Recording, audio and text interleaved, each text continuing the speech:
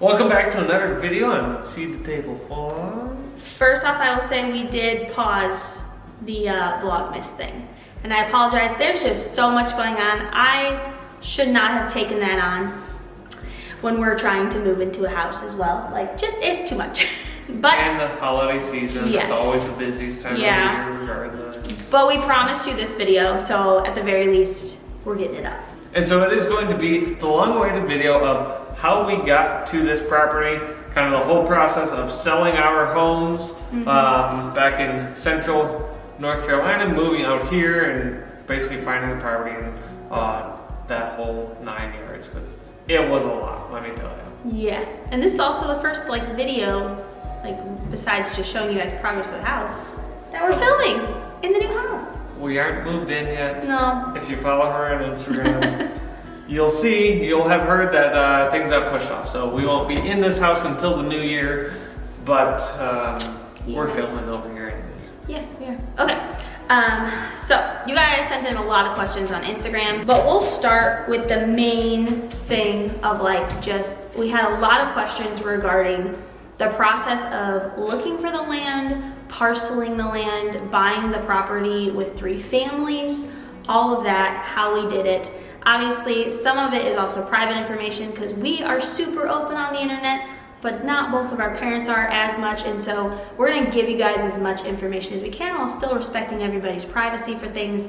So yeah, let's get to it. We knew before we even moved to North Carolina, yes, we knew long-term that we all wanted to purchase property together, be real close, out here in the western part of the state.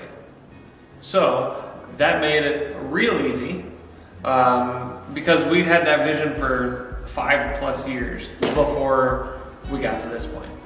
Once we made the decision to actually begin looking for properties, we came out this way one day, and there's actually a video on our old channel of that day. So we came out all in a 15-passenger van. Yeah, we rented a 15-passenger van and visited a few properties, this being the one, or this being one of them. Yeah, basically the only stipulation when we were looking at properties was one of us out of the 3 families needed to like the house that was on the property. We also, previous to looking at this property, we looked at 2 other properties pretty seriously, one of which we almost put an offer in. One was back outside Raleigh where we were looking at, that had an existing house on it and a guest house that was in horrid shape. Yeah. If I have some footage, I'll put it in here just because we didn't get to share that footage. I don't know if I saved it or not, but that property was around the same size. I think it was 18 acres, right? And so we were looking at having to add 2 houses to that one as well. And with each property that we looked at, we learned more about the process of needing to add additional homes on it. We also looked at about 100 acres, which I think we actually vlogged that and showed you guys. That was raw land. There was nothing on it. That one just ended up not being worth the cost because it was supposed to be you could sell the wood on it, and it wasn't worth what they were kind of saying that it was going to be worth, and so we kind of wrote that one off pretty quickly. Well, I mean, that one was just under 120 acres. Yeah. Full forest. It already had 4 projected home sites on it that they had done. Right. They'd done soil tests and stuff. Yeah, soil tests. But it was $300,000 for the raw land. Which for 118 acres, it's a good deal. Yeah. But there was just so much. All of the added cost of everything that we would have to do as far as, getting the land ready for homes, water, wells, all that. It just was way out of our budget to be able to do that. Yeah. So to start, first things first, we had to put an offer on the property. So we did that. Then we started to plan out, okay, where are the homes going to go on this? And that was something we looked at when looking at the properties. Obviously, we needed to make sure there was 2 other locations, which we tried to do, but the previous owners did not want us to. And so because of that, you're just hoping going into where you parcel that you can put a house somewhere. Right. Because just to clarify, perk test is necessary for septic. Yes. You need to have a perk test done to be able to get septic approved, and you need to have, at least in the county we live in, we have to either be connected to city sewer or have a septic. We cannot do any sort of off-grid anything. when building a new home. So that was one of the things that we had to consider. And again, like she said, we did kind of go into it blind in terms of, hey, here's where we are thinking of putting our homes. Let's hope and pray that they pass the perk test. Thankfully, they did for both the locations we want to drop the houses on. Yeah. And at that point, we also had to have a survey done to parcel out the additional acres where the homes were going to be placed. Because again, also in this county, one of the stipulations that we had to work within is you can't have like two houses that are the same size on the same piece of property. Yeah, we looked at having just two houses on the property, like building one on it, but you have to look at it county to county. But our county, the house can only be 75% size-wise of the main one. The secondary house. Yeah, so that left us with about a 1,500 square foot house, which is still a decent sized house, but if we ever wanted to add on to it, we'd have to add on to the other house as well in order to keep it under that 75%. Right. And it also makes things much more difficult mortgage-wise when you're building the house. You're not just going to be able to get a normal loan because now it's a loan on a property that already has a house. Like, right. It's just really confusing. It makes it a lot more complicated. Yeah. If it can, I'm sure it can be done with some lenders, but it would make things a whole lot more difficult to kind of work through. A lot more hoops you got to jump through. So we had the survey done. And thankfully, I think they got the survey done like a couple of weeks before we were supposed to close. Yeah. At that time, and so they surveyed out 2 1-acre parcels along with the main property. And 1 acre is just what we chose to do. So 1 acre for our house, 1 acre for Ryan's parents' house. I would suggest, if you have enough land, to do 1 acre minimum. Because for instance, Ryan and I, when they came and did our perk test for our septic, the soil wasn't good enough to do a normal septic system. So we have to have what's called a low profile septic system. It takes up a lot more room. If we had not done the 1 acre, it would have been a problem. When you put in a septic system, you have to also have a backup septic field. Right. If anything ever happens, you need to be able to put it there. So basically what they told us is, because we don't have enough room on our 1 acre for a backup field, if we should ever need one, Ryan and I will essentially have to deed ourselves the land of the other property, which is still ours, to let us put a new field in. So I think 1 acre minimum is a good idea, just in case you come up with those kind of issues, so you don't have problems. Yeah. So one of the stipulations with parceling out the land was obviously it couldn't be parceled until the sale of the property. Yeah. So that was one of the things that was written into the contract of, okay, at closing, the attorney's got to go through, sign all this paperwork. He's also going to sign the parceling of the property. So it was at that time that this officially became 3 different parcels. Another fun thing with that though is because so we put an offer on the property. And then the appraisal obviously had to be done to make sure that it met our offer. It met the offer, right?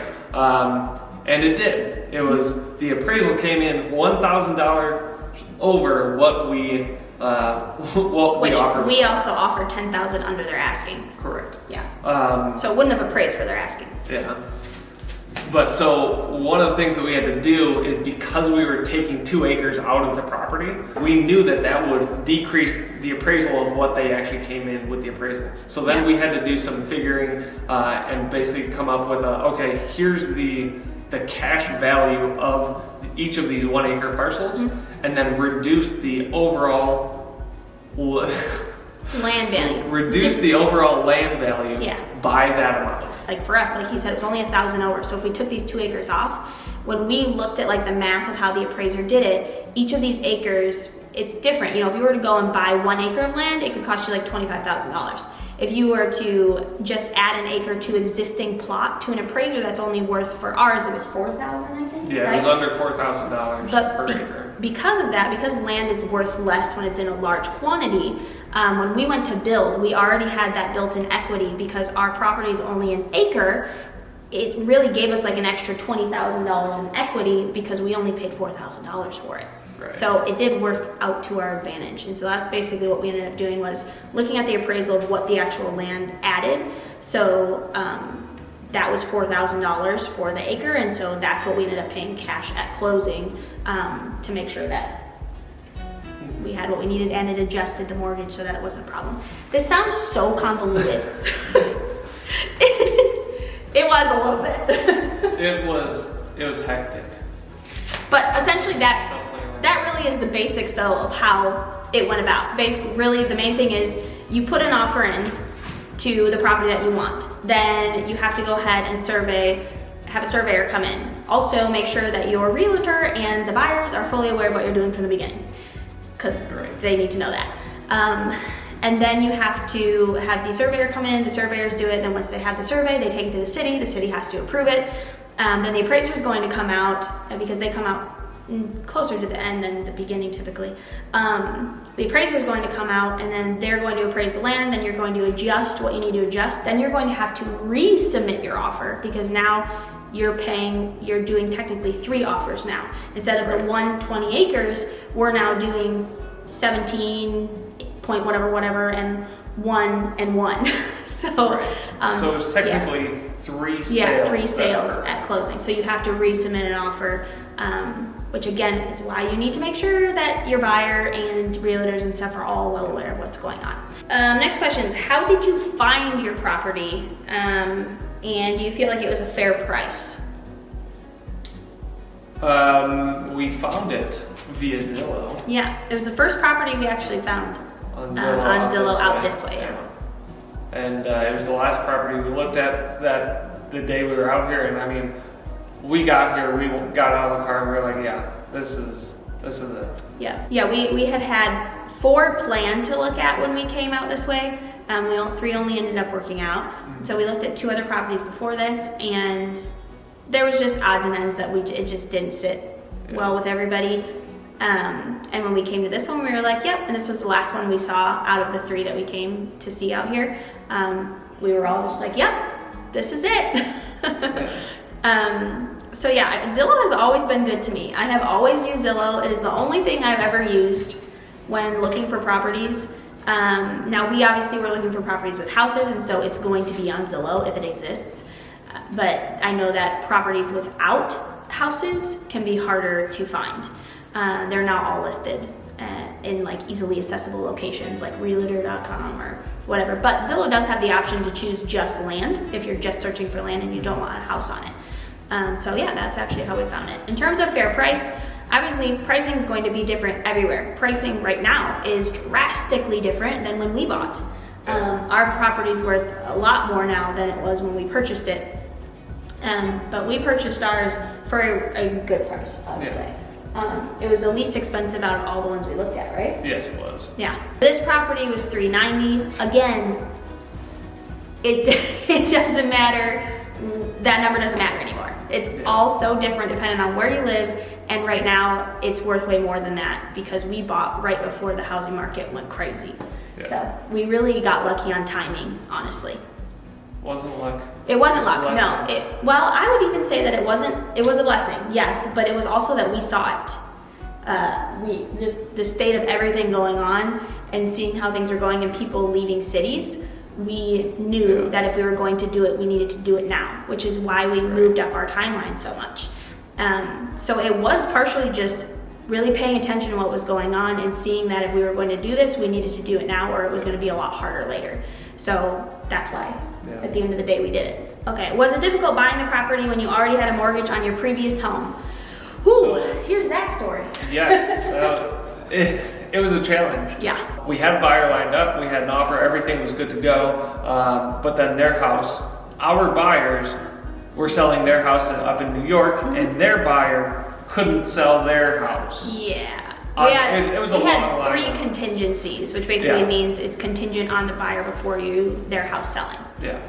And so that really posed a problem because we were supposed to close the beginning of August. No, we were supposed to close September 1st because we were supposed to close on selling our old house. Oh, yes. In the beginning of August. Yeah. That got pushed back, and then we were supposed to close here September 1st. We couldn't make that work.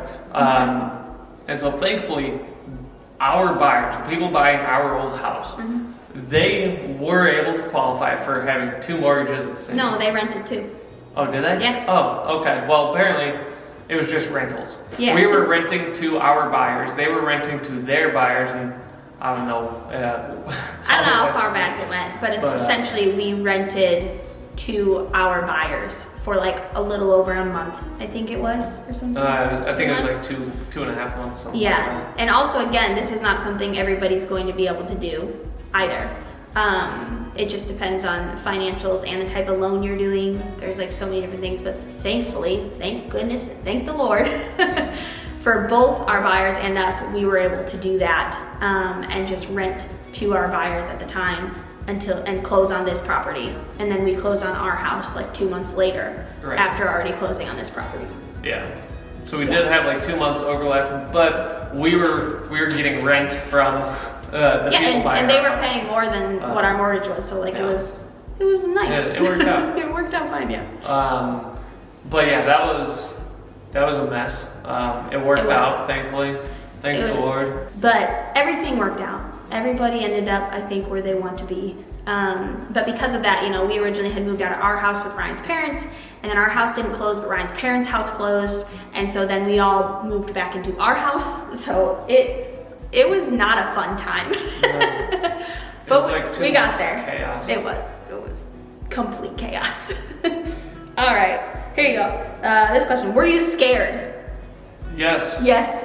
There were definitely a few times, I don't even know if I ever told Ariana, but there were a few times that I was like, this isn't gonna work. Like, we're gonna lose everything. And it was terrifying. Because there's so much that was up in the air. Tim and Tammy's house wasn't selling. Yeah, their house they was had under an offer, contract. but then it fell through because it didn't appraise. Our house, we couldn't sell our house because the people they couldn't buy it because they couldn't sell their house. And it was this constant, for literally a month and a half, constant shuffling between houses. It was clear Satan was trying very hard not to make this happen. Yeah, very hard. It was rough. And there were definitely moments of doubt there that, like I said, I wasn't sure it was going to actually happen, but, God certainly provided. I mean, the fact that everything did work out the way that it did, and I mean, it's just a testament to, how God can work through different circumstances. Yeah. Despite what we think may be going on or what we think may be happening, I mean, or may happen even, it was nuts. How did you decide on if this land is the right space for you? Like I said, we all came into it knowing what we wanted. We wanted, at least 20 acres. We wanted a house on it to start with. Yeah, and preferably something that all of us could live in short term together. Exactly, because that was the only way that we were going to be able to make it work. We weren't going to be able to, do this and rent something else if we needed to for extra space. It was, hey, we're going all in, and we're all making sacrifices to make it work. Yep, so everybody had to sacrifice to make the long-term vision happen. Yeah, and we're so close to there. We are. Definitely some ups and downs with going through it all, but everybody had their close. little things that they wanted in the property. I think when it came down to it, Ryan and I were more picky about what we wanted on the property than our parents were. Having property like Patrick and Ryan and Tim all wanted somewhere to shoot. I really wanted a barn if possible, pastures that were started at least. And there were little things that were would be nice to haves, like a creek. Mountain View was something we all would have loved to have, but we never thought would actually be an option. That was something with this property that just was there, and we didn't think it would be a problem. Thanks. Stop recording. Like the creek, we knew we wanted, specifically I wanted to have a creek. Oh, we didn't even talk about the one thing that literally wrote off 90% of the properties that we looked at was internet. Yeah, high-speed internet. Yep, because 3 of the adults all work from home. Well, 4 technically, because I do YouTube as well. So we needed to have high-speed internet. And we found so many properties that we liked a lot, but did not have high-speed internet, and so it wasn't an option. Tons. There was a lot of properties at the time to choose from. There aren't now, unfortunately, but at the time, there was a lot of options. but most of them got written off just because of internet. Yeah, I mean, like, to the point that we had a list, like, okay, here's all the properties we want to look at, and then it was the one we were about to put an offer in on back at the Raleigh area. We were like, oh, what about internet? What kind of internet can we get there? And then we realized we couldn't get really good internet there. And then it was like, oh, dang, this whole list we got to go through. And so I was online for hours. Yeah, so basically every property we would look at, we would first look at internet before we looked any further into it. And it took this list down to like this. Yep. So that was quite frankly, the largest factor in what kind of narrowed us down into what ended up being this property. Yep. Kind of crazy how something you think so small. So I think something people overlook a lot. Definitely. If you want rely on internet, you need to take that into consideration. We've got some friends that aren't too far from us, but they're like a little more in the mountains, and they get terrible internet. They don't have any phone reception, anything like that. So things that you don't really think about until you're in it, and then it's like, oh crap. Is the house cheaper since you bought the land first instead of buying house and land comes with it? I think they mean this house specifically, because obviously we bought that property with the house. So really, I think maybe your question is more: is it cheaper to build versus buy? Right. Like if you purchase property and then have a home built on it. Yeah. I think it depends on many factors. It depends on your builder. It depends on the type of house that you're putting on it. Right. It depends on your location. It really is a crapshoot whether it is a savings or not. Like I said, for us, we had an additional like $20,000 in equity straight off the bat because the cash to pay for our land was cheaper than what an actual acre would cost. So for the appraiser, it was worth more. Now, one of the things to consider with that is we also then had to pay cash for the driveway. I mean, the entire long gravel road. We paid cash for the driveway, all the grading, for buying this plot of land. We did choose to pay more cash on things than like we could have put it in the mortgage, but we chose not to. Right, because it is cheaper to go just directly to them and pay cash than what would have been rolled into the mortgage. I'd say all in before the house even went onto this 1 acre parcel, I'd say we had $15,000. Just in in the 1 acre, the grading, the road, and quite frankly, if we could have, I would have loved to pay cash for everything. Well, yeah. I mean, who wouldn't? And we, even before kind of getting to this point, we had talked about, just finding like little 1 acre, 5 acres, paying cash for that and getting like a little tiny home. Yeah. We talked extensively about that, but just due to our children and the needs for our children and what is best for their mental health and my mental health, we decided not to go that route. So, yeah. For families, if it can work, then I think that's the best option, honestly, is to buy your land cash, put a tiny house on it cash, and save your money until you can afford to build cash. But we did not end up doing that. Did you have to decide quickly in order to have a chance at this property? So, I'm pretty sure this property was a week on the market for a week. Yeah. And we came out, we saw it, and we put an offer in the day we saw it on our way home. We were under contract with the sale of our house. Neither of our parents even had their homes on the market yet. Yeah. That's how intense it was. Yep. So we put an offer in, and then like the next couple of weeks was a mad dash for mom and dad and Tim and Tammy to get their homes listed on the market. They got their homes on the market like over a weekend or something like that, I think, right? Yeah, it was. Yeah. It was crazy. Okay, did you go to a regular realtor in search of the property, or is there someone specific for land? We just had a regular realtor. Now where the confusion and difficulty came in is we had a totally different realtor for buying this property than we did for selling our home, because all of them have different MLS regions basically, and so our realtor couldn't be our realtor over here, so she had to find us a realtor. And now being in the country, not a lot of options in this area, so it was basically the first one that was willing to reach out and work with her, because she reached out to several that just didn't respond or couldn't do it, and we were going out on this day, so we needed whatever realtor could meet us on that day.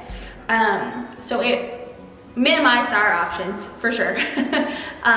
And so with that, we actually ended up unknowingly working with a realtor that worked in the same office as the realtor that was selling the property.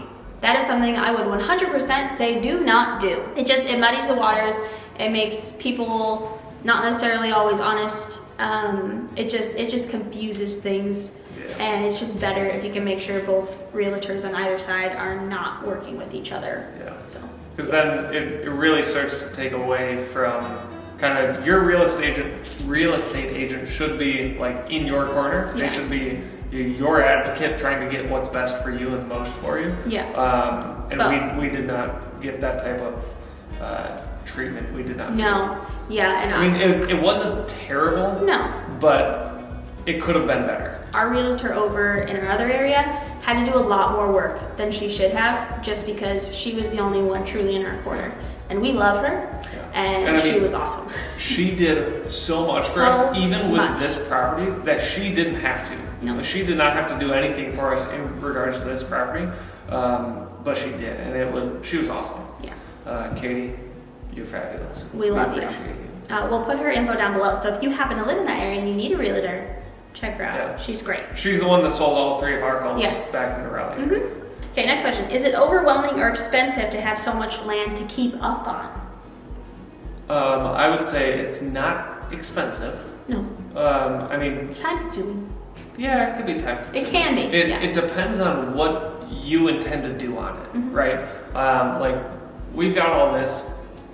If we wanted to keep it nice and pristine and mowed, yeah, that would take a lot of time. That obviously takes some money in terms of like gas or if we wanted to hire somebody to do it. Yeah. We don't care about that. That's not the intent. I mean, obviously we've got some paths and stuff that Tim mows with the tractor, which is awesome. Just to keep things kind of in order for us to easily get around. Probably half the property we don't manage regularly. Yeah. Yeah, we don't even, I mean, we'll go drive through it or run through it, whatever, but we don't do anything to it. We're not like seeding it or doing anything like that. Now, there are certain areas where we do need to, pay a little bit more attention to in terms of like the actual fenced-in yards. Pasture, like come fall, we have to lime to make sure there's no broomstick in it, because that is really bad for your horses. Even like a lot of that's not even super expensive in my opinion. It's not super expensive, but it's also not specific to the land itself. It's more so specific to how we are choosing to use the land. Because that's really where your expenses are going to come in. Like, we did the garden up front. We didn't have to do it. We could have just left it as is and not paid a dime. We paid quite a bit of money getting that garden set up and a ton of time. So much time, but I mean, that's what we're here for. This is the life that we've chosen to live, and we want to live. And we also have a guy that hays our fields. I don't know if he will be come next year, because our horse and cow eat quite a bit. But also because of that, we've had less maintenance, because when fall hits, he comes and he mows our entire property, just part of like payment, using our land to do that. And then also like getting free hay, because he hays our fields. So again, it all depends on how you're using it, and you can make it very inexpensive, especially if you allow other people to utilize your land if it's good for being utilized. Yeah. So, all right, last question is, what do you wish you had done differently or could change? Anything? I have no idea. I probably should have given you more time to think about that. Yeah, I've got no answers. I think the only thing I wish is that we were...